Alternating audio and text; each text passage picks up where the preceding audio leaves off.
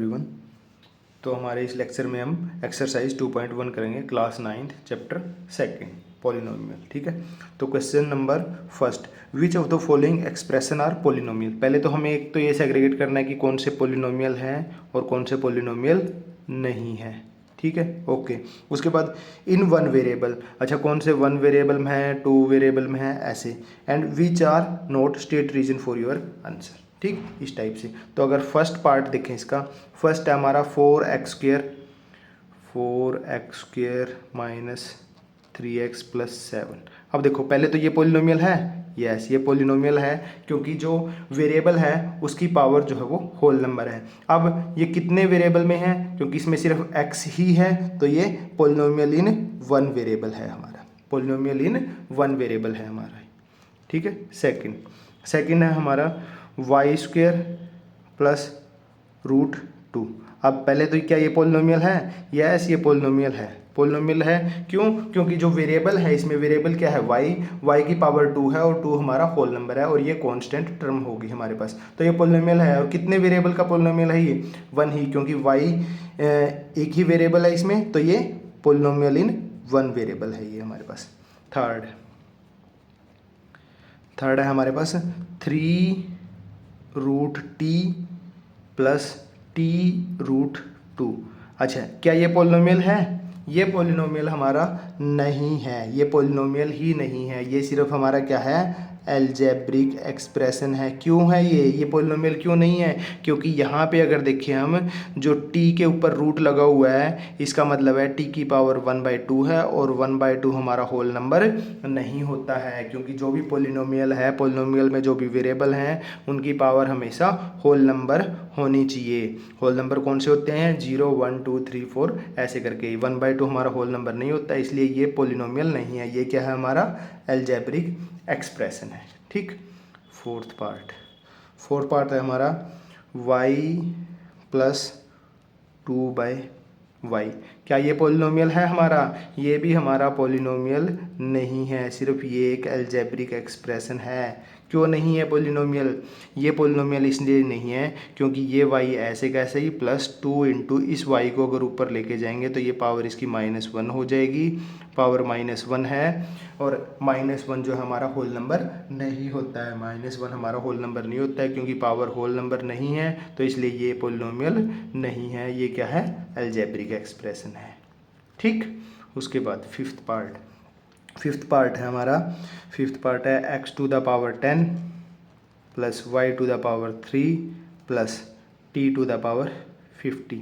क्या ये हमारा पोलिनोमियल है, यस ये हमारा पोलिनोमियल है, ये हमारा पोलिनोमियल है। ये हमारा पोलिनोमियल क्यों है, ये हमारा पोलिनोमियल इसलिए है क्योंकि जो भी वेरिएबल हैं x y z इनमें क्या है, यहाँ 50 है, यहाँ 3 है, यहाँ पे 10 है और ये सारे के सारे क्या हैं, होल नंबर हैं, ये सारे के सारे क्या हैं, होल नंबर है। तो ये एक पोलिनोमियल है, ये पोलिनोमियल है। तो कितने वेरिएबल में है, 1, एक x, एक y और एक t, तो ये 3 वेरिएबल में हमारे पास पोलिनोमियल है। ये पोलिनोमियल हमारा 3 वेरिएबल में है। ठीक, तो ये हमारा यहाँ पे क्वेश्चन नंबर फर्स्ट कंप्लीट होता है।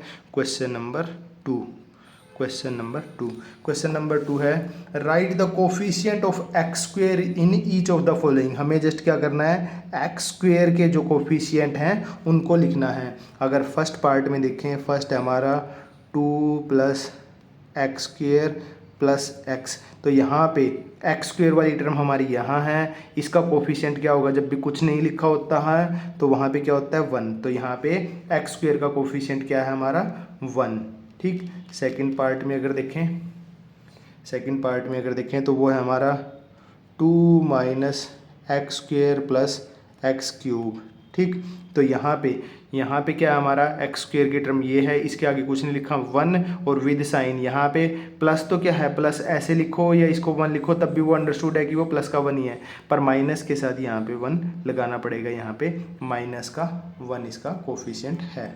आगे थर्ड पार्ट अगर देखें, थर्ड पार्ट में है π/2 x² + x। यहाँ पे अगर x² का कोफिशिएंट बताना है तो वो हमारा क्या हो जाएगा, π/2 हमारा इसका कोफिशिएंट हो जाएगा x² का। फोर्थ पार्ट है हमारा √2 x -1। अब यहाँ पे देखा जाए तो हमारा एक्स स्क्वेयर की टर्म ही नहीं है। जब हमारे पास वो टर्म ही नहीं है तो उसका कोफिशिएंट क्या होगा, उसका कोफिशिएंट डायरेक्टली या तो जीरो लिख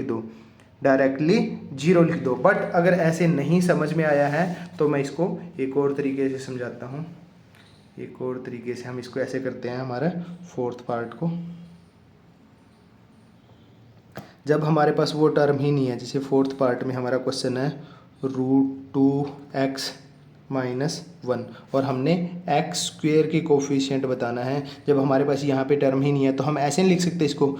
अब अगर मैं इसको लिखूँ एक्स स्क्वेयर प्लस √2x - 1, ठीक है। अब यहाँ पे तो हमने ऐड कर दी एक टर्म, बट इसमें तो नहीं थी वो, तो ये तो गलत हो जाएगा। और मैं इसको फिर जीरो से अगर मल्टीप्लाई कर दूँ, अगर मैं इसको जीरो से मल्टीप्लाई कर दूँ तो 0 × x² मेरा जीरो हो जाएगा, हमारे पास यही रह जाएगा। तो पोलिनोमियल चेंज नहीं हुआ। तो यहाँ पे हमारे पास x² की टर्म आ गई है और उसका कोफिशिएंट क्या है, उसका कोफिशिएंट क्या है, 0। उसका कोफिशिएंट क्या है, 0। तो इस तरीके से हम क्वेश्चन कर सकते हैं। जब हमारे पास या तो डायरेक्टली यही याद रखो कि हमसे मान लो इस क्वेश्चन में ये क्वेश्चन है, जैसे इसमें हमारे पास अगर x³ का कोफिशिएंट पूछा होता, इसमें क्योंकि x³ की टर्म ही नहीं है, तो जब टर्म ही नहीं है तो उसका कोफिशिएंट क्या होगा, 0 होगा। हमारे पास उसका कोफिशिएंट क्या होगा, 0 होगा। तो हम इस टाइप से क्वेश्चन कर सकते हैं, ठीक। उसके बाद क्वेश्चन नंबर 3, उसके बाद हमारे पास question number 3, give one example of a binomial of degree 35 and of a monomial of degree 100, ठीक। अब हमें पता है कि टर्म के बेसिस पे, नंबर ऑफ टर्म के बेसिस पे हमारे पास पोलिनोमियल, हमने पोलिनोमियल को टाइप्स ऑफ पोलिनोमियल पढ़े थे, जिसमें हमारे क्या थे, पहले नंबर पे थे हमारे मोनोमियल। मोनोमियल वो होते हैं जिसमें एक ही टर्म होती है। जैसे मैं लिख देता हूँ, अगर x अगर मैं लिख दूँ, ठीक, ये मेरा मोनोमियल है, ठीक। और इसमें हमसे एग्जांपल पूछा है monomial of degree 100। Monomial of degree अगर 100 का एग्जांपल देना है तो मैं क्या करूँगा, x और उसकी हाईएस्ट पावर क्या कर देता हूँ, 100। ये भी एग्जांपल हो सकता है। अच्छा, इसका कोफिशिएंट कुछ भी, यहाँ पे मैंने 1 लिया है, यहाँ पे ऐसे √2x⁴ 100 करोगे, ये भी एग्जांपल ठीक है। अगर मैं -1/3 y⁴ 100 करूँगा, ये भी एग्जांपल ठीक है। तो कोफिशिएंट कुछ भी हो सकता है, वेरिएबल कुछ भी हो सकता है, x ले लो, y ले लो, z ले लो, p ले लो, q ले लो, ठीक है। बस डिग्री हमें क्या पूछी है, मोनोमियल मतलब कि एक टर्म होनी चाहिए, डिग्री उसकी क्या होनी चाहिए, 100 होनी चाहिए, जो पावर उसकी 100 कर दो, बस, ठीक। और दूसरा एग्जांपल, दूसरे टाइप हमारी थी बाइनोमियल, जो टर्म के बेसिस पे बाइनोमियल मतलब कि उसमें कितनी टर्म होंगी, 2 टर्म होंगी, उसमें 2 टर्म होंगी। जैसे कि मैं लिख दूँ x + 7 लिख दूँ, या -7x + 3 लिख दूँ, मतलब कि 2 टर्म होनी चाहिए। और एग्जाम्पल पूछे हैं बाइनोमियल ऑफ डिग्री 35, तो मैं ऐसे एग्जाम्पल लिख सकता हूँ। ये तो थे बाइनोमियल के एग्जाम्पल। और जो हमारे क्वेश्चन का आंसर होगा, वो होगा x⁵ + 7, x⁵ + 7, ठीक। इसमें यहाँ पे डिग्री कितना है, 35 आ गई। या मैं इसमें -7x⁵ + 8 ऐसे, ठीक। वेरिएबल की पावर 35, वेरिएबल की पावर क्या लेनी है, 35, ठीक। तो ये हो गया हमारा एग्जाम्पल बाइनोमियल का, ठीक। उसके बाद है क्वेश्चन नंबर 4। क्वेश्चन नंबर 4 क्या है हमारा, क्वेश्चन नंबर 4 है हमारा, right the degree of each of the following polynomial. जो पोलिनोमियल दिए गए हैं उनकी सब में डिग्री बतानी है। पहला है हमारा 5x⁴ + 4x² + 7x। और इसमें अगर हमें डिग्री बतानी है तो डिग्री हमारी क्या हो जाएगी, डिग्री होती है पोलिनोमियल में जो भी वेरिएबल है उसकी हाईएस्ट पावर। अगर इसमें देखिए हाईएस्ट पावर क्या हमारी 3, तो डिग्री कितनी हो जाएगी, 3। सेकंड है 4 - y²। 4 - y² में डिग्री क्या हो जाएगी हमारी, जो वेरिएबल है y की हाईएस्ट पावर क्या है, 2, तो यहाँ पे डिग्री कितनी हो जाएगी, 2। यहाँ पे डिग्री हो जाएगी हमारी 2, यहाँ पे डिग्री हमारी हो जाएगी 2, ठीक। उसके बाद इसका थर्ड पार्ट, क्वेश्चन नंबर 4 का थर्ड पार्ट। क्वेश्चन नंबर 4 का थर्ड पार्ट है हमारे पास 5t - √7। ठीक, यहाँ पे वेरिएबल क्या है हमारा t, और वेरिएबल की पावर क्या है हमारी, वेरिएबल की पावर है हमारी 1 होगी, क्योंकि कोई पावर नहीं दी होती तो 1 होता है, तो मतलब डिग्री यहाँ पे क्या हो जाएगी 1। और जब डिग्री 1 होता है तो उसको क्या बोलते हैं, लीनियर पोलिनोमियल, उसको बोलते हैं हम लीनियर पोलिनोमियल। जब डिग्री 2 होती है तो उसको क्वाड्रेटिक, जब डिग्री 3 होती है तो उसको क्यूबिक। ठीक, फोर्थ है हमारा 3 लिखा हुआ है, सिर्फ 3 क्या है, ये एक कांस्टेंट है, और इसको मैं 3x⁻0 लिख सकता हूँ। तो यहाँ पे डिग्री क्या हो जाएगी मेरी 0। ये एक नॉन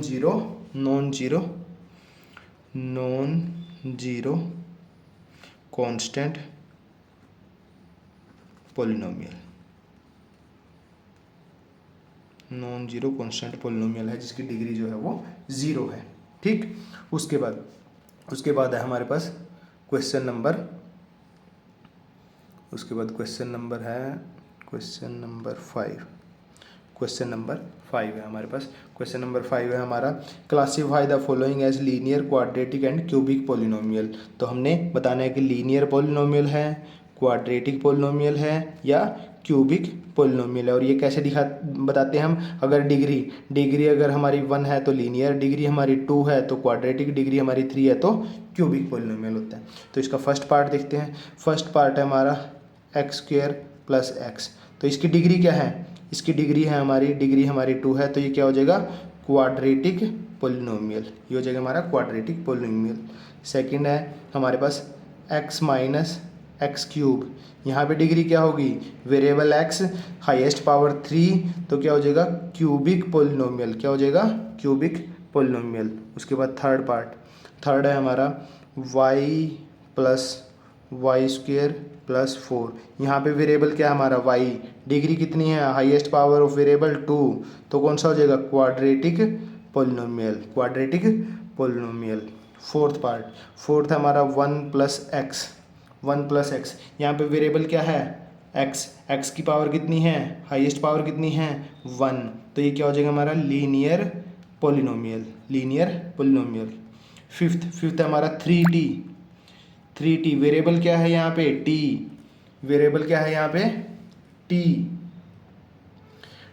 और t की हाईएस्ट पावर क्या है 1, तो कैसा पोलिनोमियल होगा, लीनियर पोलिनोमियल। ठीक, उसके बाद सिक्स्थ पार्ट है हमारे पास r²। वेरिएबल क्या है r की हाईएस्ट पावर क्या है 2, तो 2 होती है तो क्वाड्रेटिक पोलिनोमियल।